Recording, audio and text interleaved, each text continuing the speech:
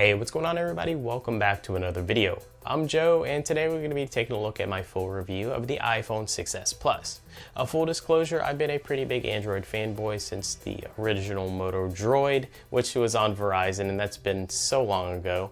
I've had plenty of Android phones since then that have been my daily drivers, most recently the OnePlus 2.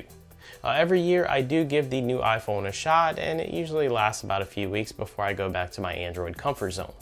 Last year was the iPhone 6, this year is the iPhone 6s Plus, and I'm hoping that the screen size bump is going to make a difference. But if you want to know if I'm going to be sticking with this as my daily driver in the foreseeable future, you're going to have to stick around for the end of the video. But for now, let's get started.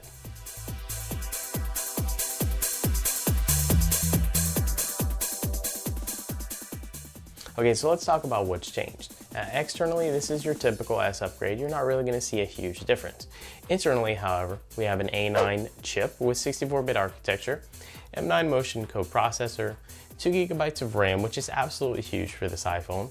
We've got a 5.5-inch 1080p LCD display with 401 pixels per inch. On the rear, we've got a 12-megapixel iSight camera with capabilities of recording up to 4K video. 3D Touch is Apple's newest feature, and we'll get to that a little bit later on in the video. This does come in 3 different storage configurations, 16, 64, and 128 gigabytes, and then rounding it all out is a 2750 mAh non-removable battery. Okay, so as I already mentioned, you're not going to be able to tell a huge difference between the iPhone 6 and the iPhone 6s Plus. There are 2 differentiating factors. One is being the new color that they have, and it's called rose gold, or some of the guys that are rocking this pink iPhone are calling it rose gold. There's also an S stamp on the back, and visually those are the only 2 differentiating factors.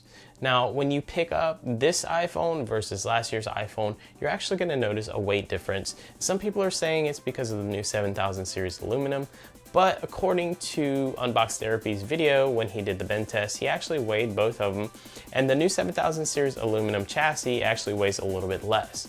Now, a lot of other people are speculating, which I actually tend to agree with them, that it's the addition of 3D Touch. And speaking of 3D Touch, that's Apple's newest feature that they're touting, and some people are saying it's a little gimmicky, some people are saying that it's actually useful. I kind of feel like it's a little bit of in between. I think they might have solved a problem or try to solve a problem that didn't really need solving, but I think with proper implementation in the future, this can be a pretty big home run. So the way it works is actually pretty simple. Your device is actually going to be able to differentiate between different levels of pressure that you apply to the screen. So if you're in your emails and you apply a little bit of pressure, it's going to give you the ability to peek. Now, if you press a little bit harder, it's going to pop straight into that email. So the same thing goes for apps, and right now there aren't a whole lot of third-party apps that are taking advantage of this feature. Instagram in particular though is, and I really like the fact that I can press down with a little extra pressure and get a list of options without having to actually open the app. So iOS 9 isn't a huge upgrade by any stretch of the imagination, but it's still smooth and fluid, and there were just some minimal bugs that I actually had to deal with. One in particular, when I pulled down the notification shade, you can actually see the app that the notification is supposed to be from, but there was no notification there. I also did have this thing lock up on me completely, and I had to simulate a battery pull just to get it restarted. Where I've seen the biggest problems with the Google apps. Google Chrome has issues frequently, YouTube has issues frequently, but other than that, it's just a standard great Apple experience that I actually have come to appreciate. Okay, so let's talk for a quick second about the display. Now, I've always maintained that if you're gonna put a 1080p display on a device in 2015, it better damn well be the best 1080p display on the market, and I think Apple did just that. You've got excellent viewing angles, and this is probably the easiest display for me to see in direct sunlight that I've ever used.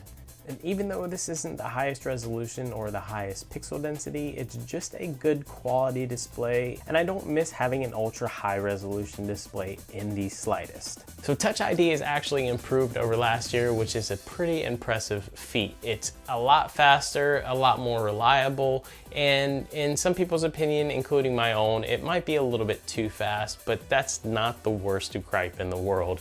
It's definitely reliable and accurate. I haven't had any issues out of Touch ID at all this year. So when it comes to cameras and optics on the iPhones, they're always absolutely fantastic. Now, Samsung may have the edge by just a small margin. We might call Samsung 1A and Apple 1B.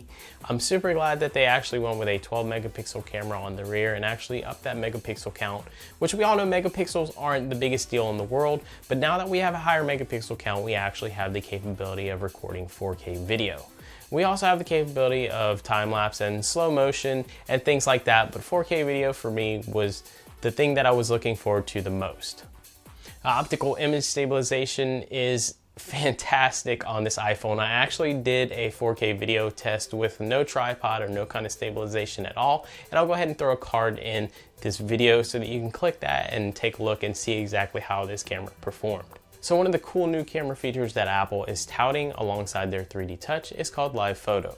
The way Live Photo works is it's actually going to take a little snippet of video before and a little snippet of video after to make a live view of that photo that you just took. This does record audio, so just be careful with what you say. You might not want somebody else to hear. So the battery life on this iPhone 6s Plus is absolutely fantastic. My results have been great. I've gotten through every single day that I've used it without having to put it on charge until I went to bed. Some results may vary depending on how hard you use your phone. I'm a moderate to heavy user on most days, and it still comes in with about 25% battery life to spare. So overall, I've been entirely impressed with the iPhone 6s Plus. It's definitely going to be my daily driver for the foreseeable future. Last year, I think going with the 6 model was probably my biggest mistake. So my biggest piece of advice to you guys, if you're coming from an Android device, go ahead and go with the iPhone 6s Plus. The extra screen real estate is going to be awesome for you guys, and the extra battery life doesn't hurt either. Alright guys, well that does it for me. I hope you enjoyed this video as much as I did making it. And if you did, don't forget to like, share, and subscribe so you don't miss any of my future videos. And as always, I'll see you next time.